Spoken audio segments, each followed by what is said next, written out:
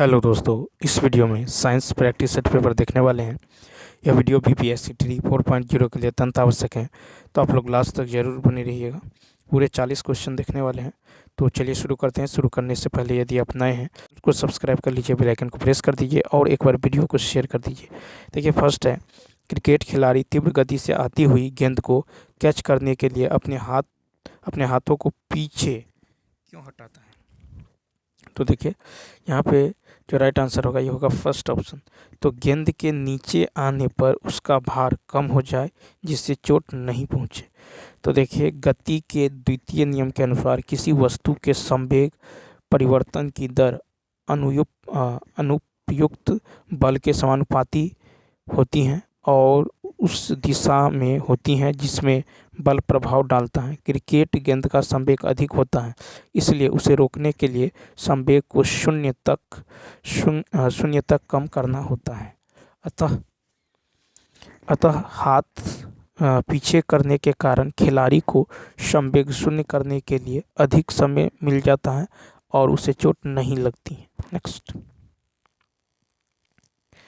कहता है कि गैस से भरे गुब्बारे का नाखून की तुलना में सुई से काटना आसान क्यों होता है? तो 112 का होगा दूसरा। सुई गुब्बारे पर नाखून की तुलना में अधिक दाब डालती है।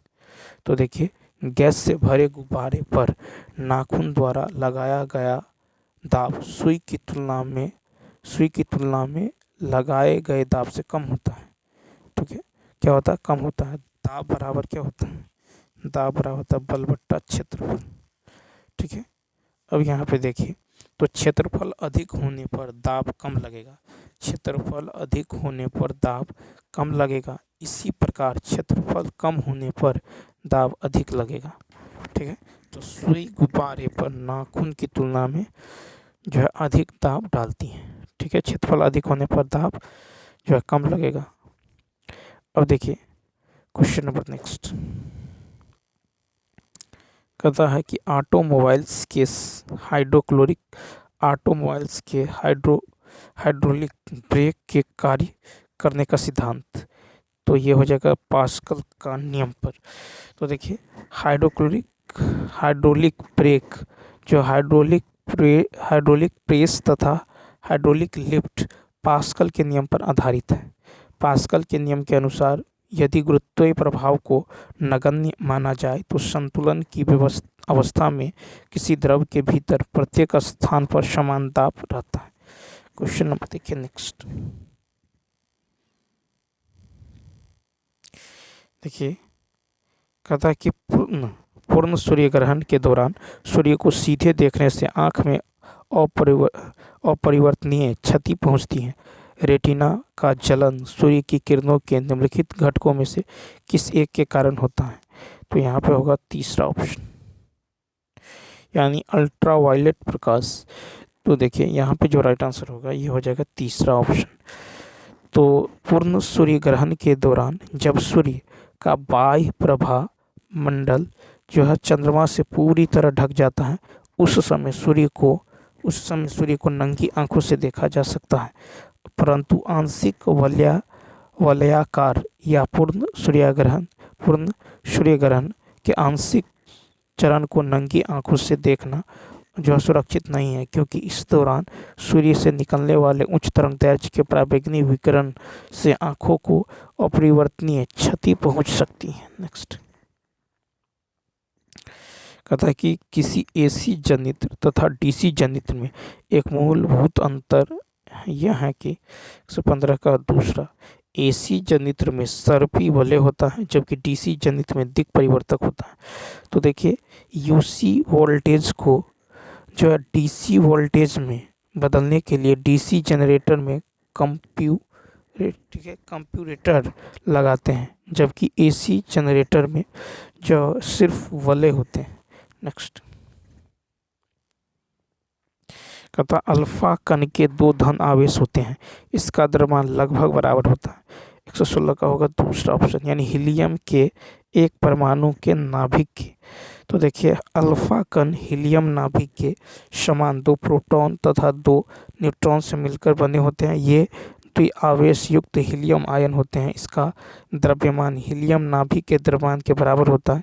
इनकी मात्रा हाइड्रोजन परमाणु की मात्रा की 4 गुनी होती है, 117 थी। कहता है कि गोलीय दर्पण के लिए वस्तु दूरी u, प्रतिबिंब दूरी और फोकस दूरी संबंधित है। 117 का होगा दूसरा ऑप्शन, 1/u प्लस 1/v बराबर 1/f। ठीक है, तो देखिए गोलीय दर्पण की वस्तु की दूरी, प्रतिबिंब की दूरी और फोकस की दूरी के बीच संबंध है आपको 1/f बराबर क्या होता है 1/v प्लस 1/u। f गोलीय दर्पण की फोकस दूरी, ठीक है, ध्रुव और दर्पण के मुख्य फोकस के बीच की दूरी, u वस्तु की दूरी, ध्रुव और वस्तु के बीच की दूरी, v प्रतिबिंब की दूरी, ध्रुव और प्रतिबिंब के बीच की दूरी है। नेक्स्ट कहता विद्युत धारा का चुंबकीय प्रभाव किसके द्वारा खोजा गया, तो यहाँ पे तीसरा ऑप्शन। तो धारा के चुंबकीय प्रभाव शब्द का अर्थ है किसी तार के माध्यम से बहने वाली धारा उसके चारों ओर एक चुंबकीय क्षेत्र बनाती है।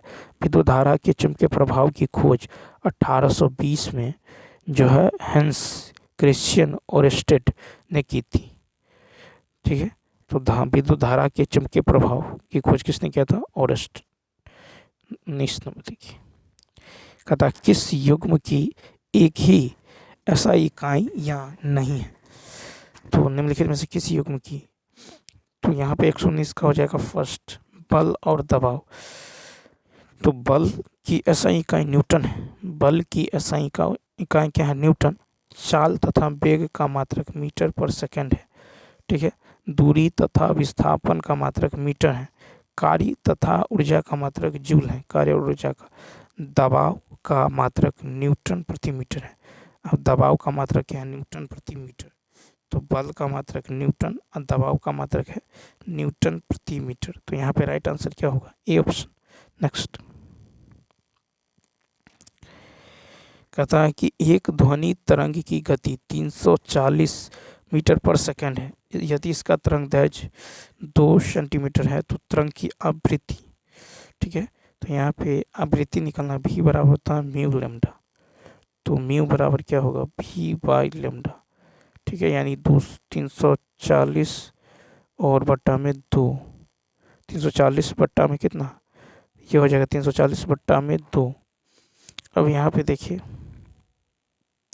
इसको यदि आप ये सेंटीमीटर मीटर में कन्वर्ट कीजिएगा तो ये कितना हो जाएगा, मीटर में तो ऊपर में 100 से गुना हो जाएगा, यानी इतना बट्टा 100, ये कट जाएगा 100 कितना, ये 100 ऊपर चला जाएगा यानी 17,000 हो जाएगा। तो इसका राइट आंसर होगा ए ऑप्शन। देखिए कहता अवतल दर्पण से बनने वाला प्रतिबिंब आभासी सीधा और सीधा, ठीक है, आभासी सीधा और वस्तु से बड़ा होता है। तो ये होगा आपको तीसरा ऑप्शन, दर्पण के ध्रुव और उसके मुख्य फोकस के बीच।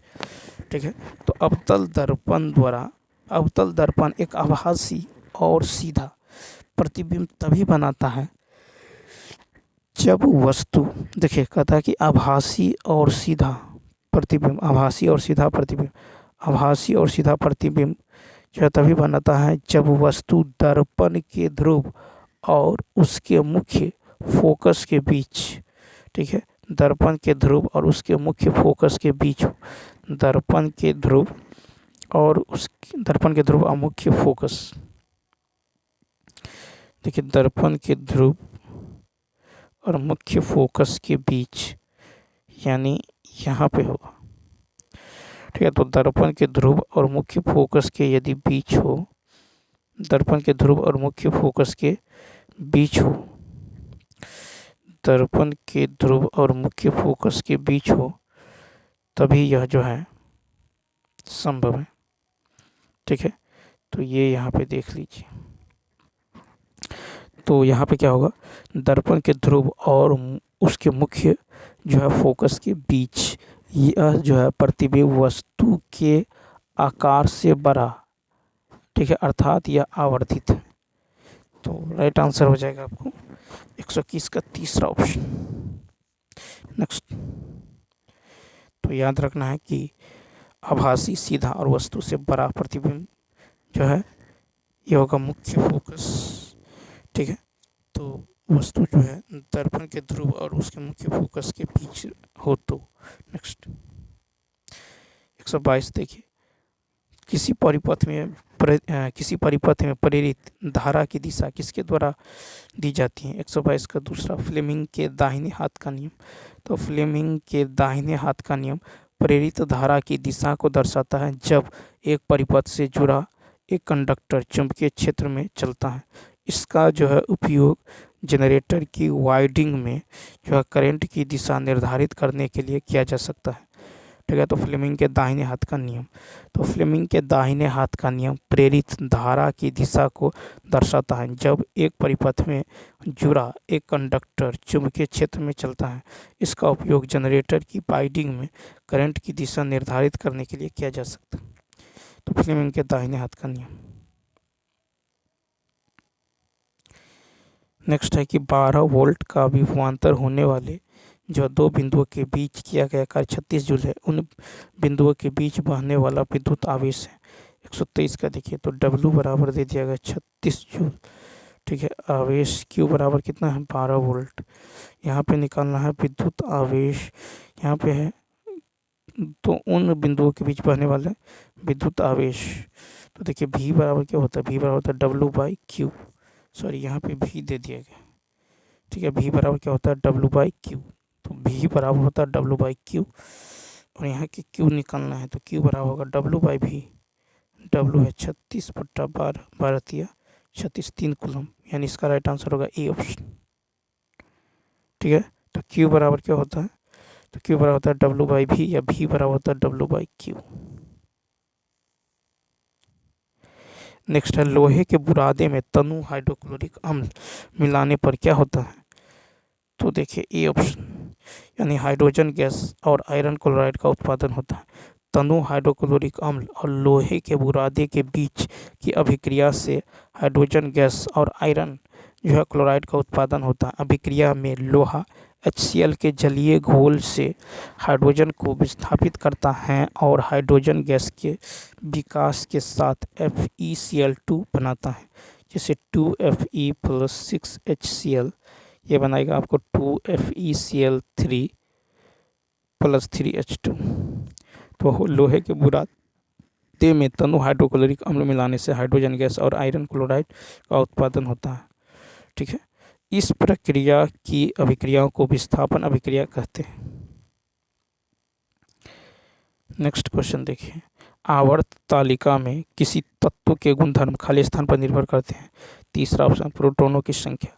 आवर्त सारणी में तत्वों के भौतिक एवं रासायनिक गुण उसके परमाणु संख्या यानी प्रोटॉनों की संख्या पर आधारित है। इलेक्ट्रॉनिक विन्यास भी तत्वों के वर्गीकरण का मूल आधार है। ठीक है, तो आवर्त तालिका में किसी तत्व के गुणधर्म प्रोटॉनों की संख्या पर निर्भर करते हैं। अम्ल के संबंध में कौन सा सही। 126 का दूसरा, जलीय और घुली हुई स्थिति में विद्युत का संचालन करता है। तो जलीय अवस्था में अम्ल H+ आयन देते हैं जो विद्युत संचालन में सहायक होते हैं। सोडियम, मैग्नीशियम, एल्युमिनियम और सल्फर आवर्त सारणी के तीसरे आवर्त से संबंधित है। इनमें से अम्लीय ऑक्साइड बनाता है। 127 का तीसरा, सल्फर। तो अम्लीय ऑक्साइड अधातुओं से बनते हैं। सोडियम, मैग्नीशियम, एल्युमिनियम और सल्फर में से सल्फर एक अधातु है और इसलिए यह अम्लीय ऑक्साइड जो है बनाएगा। कहता 1 बिलियन में पानी की 320 ग्राम मात्रा में 47 ग्राम लवण की मात्रा है। द्रव्यमान प्रतिशत द्वारा बिलियन की सांद्रता की गणना कीजिए। तो देखिए बिलियन की सांद्रता हो जाएगा आपको यहाँ पे 47/320 + 47 × 100। ठीक है, यानी ये हो जाएगा कितना 7 और 4 और 2 6 367 और ठीक है, तो यहाँ पे जो हो जाएगा ये हो जाएगा विलायक ग्राम में बटा विलायक प्लस बिलियन ग्राम में गुना में 100, यानी 47/367 × 100 ये हो जाएगा 12.80%। इसका राइट आंसर हो जाएगा बी ऑप्शन। नेक्स्ट, कहता डाल्टन की पद्धति के अनुसार निम्नलिखित में से कौन सा कथन सही है? तो दूसरा, परमाणु पदार्थों के अविभाज्य कण है। तो देखिए डाल्टन के परमाणु सिद्धांत के अनुसार प्रत्येक पदार्थ छोटे छोटे कणों से मिलकर बना होता है, जिन्हें परमाणु कहते हैं, और परमाणु पदार्थों के अविभाज्य कण हैं। नेक्स्ट, 130 नंबर देखिए, कहता निम्नलिखित में से किस यौगिक का उपयोग टूटी हुई हड्डियों की मरम्मत के लिए किया जाता है? तीसरा ऑप्शन, CSO4 × 12H2। तो टूटी हुई हड्डी की मरम्मत के लिए उपयोग किए जाने वाला यौगिक प्लास्टर ऑफ पेरिस है। ठीक है, हेमीहाइड्रेट के प्रति अणु पानी के आधे अणु के साथ कैल्शियम सल्फेट को प्लास्टर ऑफ पेरिस कहा जाता है। इससे जो है रोटरी भट्ठों में जिप्सम यानी CSO4 × 2H2O को 120 डिग्री सेल्सियस पर गर्म करके तैयार किया जाता है, जहां यह आंशिक रूप से निर्जलित हो जाता है। ठीक है, तो ये CSO4 × 2H2O ये बनाता है CSO4 × 12H2O + 3/2H2O।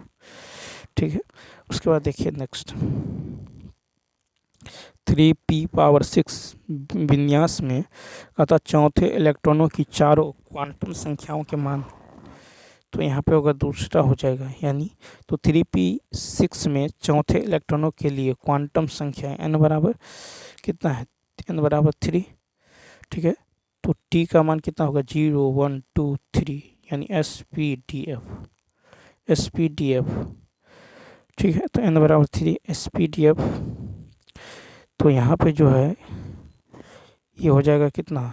तो देखिए sp_df m बराबर sp_df l का मान जो है, l का मान होगा 0, l का मान जो हो जाएगा 0 1 2 3, l का मान 0 1 2 3। अब यहाँ पे यदि आप गौर करेंगे तो ये इस तरह से होगा। ठीक है, -1 0 1। ठीक है, तो यहाँ से m का मान -1, तो ऐसे बराबर कितना होगा? -1/2।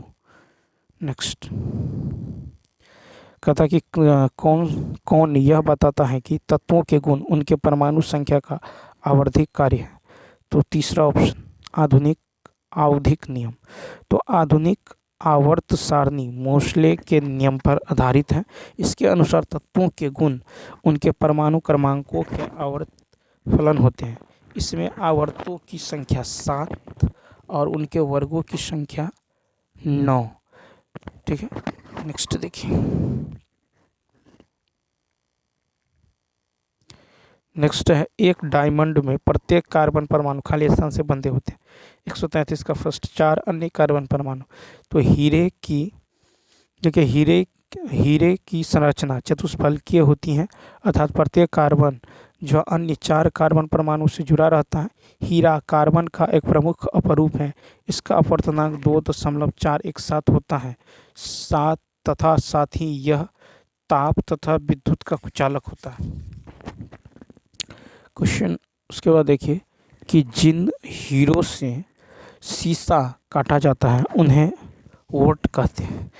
क्वेश्चन नंबर 134 देखिए, कहता है कि एक लोहे का ब्लेड नीले विलयन में डाला गया है। आधे घंटे के पश्चात विलयन का रंग हरा हो गया है। भूरे रंग का निक्षेप ब्लेड पर रखा गया है। इस सूचना के आधार पर आप जो है क्या निष्कर्ष निकालोगे? तो 134 का यदि देखें तो 134 का होगा तीसरा ऑप्शन, यानी ब्लेड पर भूरे रंग का निक्षेप कॉपर है। ब्लेड पर भूरे रंग का निक्षेप क्या है? तो कॉपर है। ठीक है, तो चूंकि अभिक्रियाशील श्रेणी के अनुसार आयरन कॉपर की तुलना में अधिक क्रियाशील होता है, इसलिए यह कॉपर सल्फेट से सल्फेट को विस्थापित कर देता है। FeS देखिए Fe + CuSO4 ये बन जाएगा आपको, ये बन जाएगा FeSO4 + Cu। ठीक है, तो तांबा का रंग लाल भूरा होता है। एक तत्व A पानी के साथ क्रिया करके एक घोल बनाता है जो फिनोल्फथलीन इंडिकेटर को गुलाबी कर देता है। निम्नलिखित में से A कौन सा तत्व हो सकता है? तो तीसरा ऑप्शन सोडियम। तो फिनोल्फेथलीन एक ऐसा संकेतक है जिसका उपयोग एसिड बेस टाइट्रेशन में किया जाता है। यह अम्लीय विलयन में रंगहीन तथा क्षारीय विलयन में गुलाबी हो जाता है, अतः फिनोल्फेथलीन विलयन को गुलाबी कर देता है। सोडियम एक धातु है जो पानी के साथ क्रिया करके सोडियम हाइड्रोक्साइड बनाती है, जो एक क्षार है। नेक्स्ट है कि सैक में सोडियम, सिफेलोडियम और इरिडियम साधन है। तो दूसरा ऑप्शन अलैंगिक प्रजनन के, तो सैक अर्थात शैवाल और कवक में जो सोडियम, सिफेलोडियम और इसिडियम और लैंगिक प्रजनन के साधन है। कवक तथा शैवाल एक दूसरे पर आश्रित होकर सहजीवी जीव के लक्षण प्रदर्शित करते हैं। नेक्स्ट है, कहता है कि एस्परगिलोसिस के बारे में निम्नलिखित में कौन सा कथन सही है? तो 4 हो जाएगा। तो देखिए, एस्परगिलोसिस एक संक्रमण एलर्जी की प्रतिक्रिया या एस्परगिलिस जो है कवक के कारण होने वाला कवक विकास है। काले, सफ़ेद और पीले रंग के बाद देश में एस्परगिलोसिस नामक एक नए कवक संक्रमण के मामले सामने आए। नेक्स्ट कहता है कि जब एक विषाणु जीवाणु पर आक्रमण करता है तब जो परिपोषी में जो प्रवेश करने वाला पदार्थ होता है। दूसरा ऑप्शन नाभिकीय अम्ल। तो जब विषाणु जीवाणु पर आक्रमण करता है तब परिपोषी में प्रवेश करने वाला पदार्थ नाभिकीय अम्ल होता है। नाभिकीय अम्ल आरएनए, डीएनए तथा प्रोटीन का बना होता है। विषाणु में न्यूक्लिक अम्ल के रूप में आरएनए होता है, जबकि जीवाणु में डीएनए जो है न्यूक्लिक अम्ल होता है। 139 कहता है कि सर्पों की विष ग्रंथियाँ किसकी जो है समांग है। 139 का यदि देखें तो तीसरा ऑप्शन यानी कशेरुकी प्राणियों की लार ग्रंथियाँ। तो सर्पों की जो विष ग्रंथियाँ कशेरुकी प्राणियों की लार ग्रंथियों के समांग होती हैं। सांप का विष वास्तव में इसकी लार का ही परिष्कृत रूप है। 140 देखिए,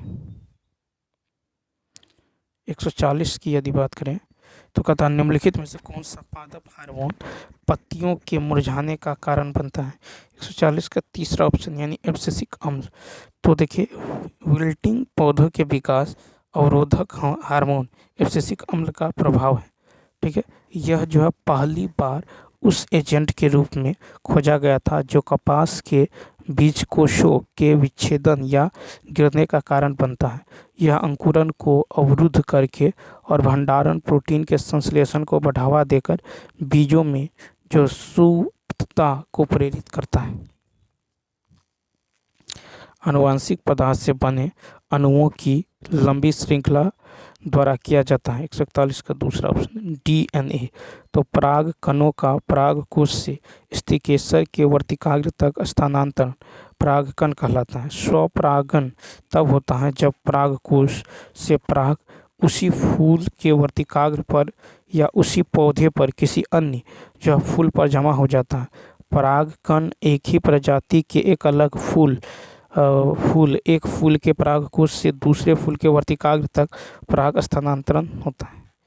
नेक्स्ट कहता खाली स्थान फूल की पत्तियां किसी विलयन में अम्ल या क्षार उपस्थिति का संकेत नहीं देती। तो 142 का होगा तीसरा चमेली। तो चमेली जो है चमेली कुल की पत्तियां किसी विलयन में अम्ल या क्षार की उपस्थिति का संकेत नहीं देती हैं। ठीक है, पुष्प पौधों का जननांग है। पुष्प में बाह्य दलपुंज, पुमंग और जांग पाए जाते हैं।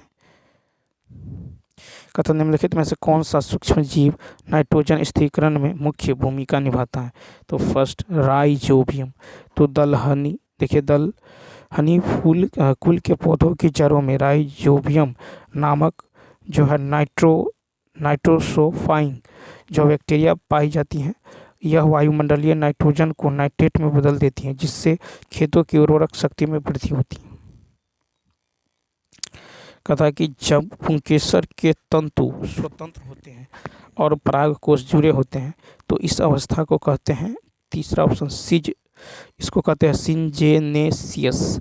तो पुंकेसर के तंतु जब स्वतंत्र होते हैं और परागकोश जुड़े होते हैं तो उस प्रक्रिया को सिंजेनेसियस कहते हैं। जिन पौधों में कार्पेल तथा पुंकेसर एक ही पौधे पर पाए जाते हैं तो इन पौधों को मोनोसियस कहते हैं, जैसे नारियल, मक्का, आम आदि। नेक्स्ट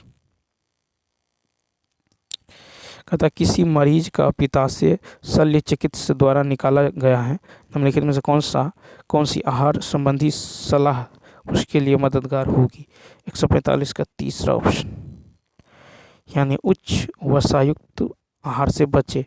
तो चूंकि उच्च वसा वाले खाद्य पदार्थ पचाने में कठिन होते हैं, इसलिए गॉल ब्लैडर की सर्जरी के बाद यदि आपको गैस, सूजन या दस्त हो रहा हो तो आपको इससे बचना चाहिए। 146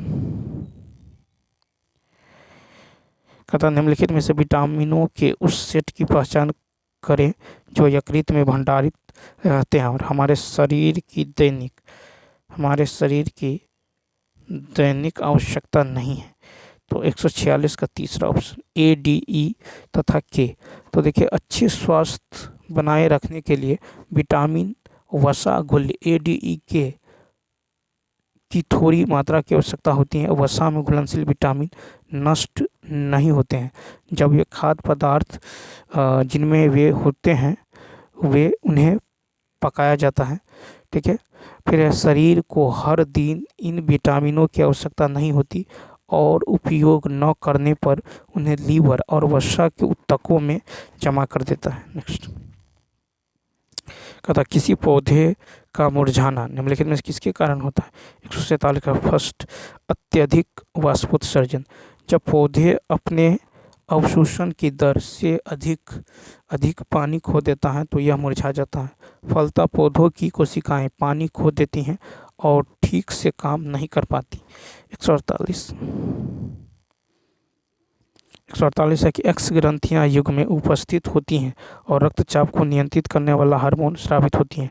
ये हार्मोन को स्रावित करने का आदेश वाई ग्रंथि से प्राप्त करती है, जेड ग्रंथि से प्राप्त करती है। वाई जेड हार्मोन को भी स्रावित करती है। एक्स वाई जेड क्या हो सकते हैं? तो यहाँ पे देखिए, ये है आपको दूसरा एड्रिनल पीयूष वृद्धि हार्मोन। तो एड्रिनल ग्रंथि युग में उपस्थित होती हैं और रक्तचाप को नियंत्रित करने वाला हार्मोन स्रावित करते हैं। ये हार्मोन को स्रावित करने का आदेश पीयूष ग्रंथि से प्राप्त होती है। पीयूष ग्रंथि जो है पीयूष ग्रंथि ग्रोथ हार्मोन को भी स्रावित करती है। नेक्स्ट है चक्रवात के बारे में कौन सा कथन सही है? तीसरा ऑप्शन बी, सी, डी।